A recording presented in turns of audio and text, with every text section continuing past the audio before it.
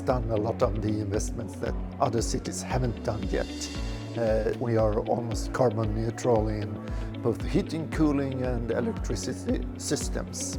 From that we can see that a lot of the investments that are needed will not be in the municipality domain, but in households and private companies, which makes it necessary for us to start working in new ways and engage the capital from the private sector more in the transition. One of the things we are doing still within the municipality is we are launching green bonds. We have a lot of experience in that, and now we have one part of that goes for energy retrofitting, and we do installation of better ventilation, insulation, we change lighting, and we put photovoltaics on roofs, and that's an investment of around 40 to 50 million euros with a payoff period of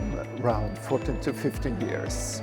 But the other thing I spoke about is an initiative where the Municipality Investment Bank in Sweden, they are issuing a social bond on almost 100 million euros.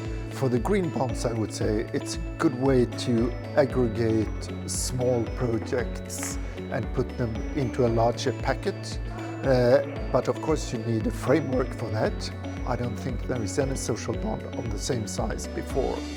And I think would say that both the green bonds and the social bond can be replicated. Of course you need to adapt it to legislation in other member states and so on, but in general you can say steal the framework from Sweden and adapt it to your own context and then start doing it.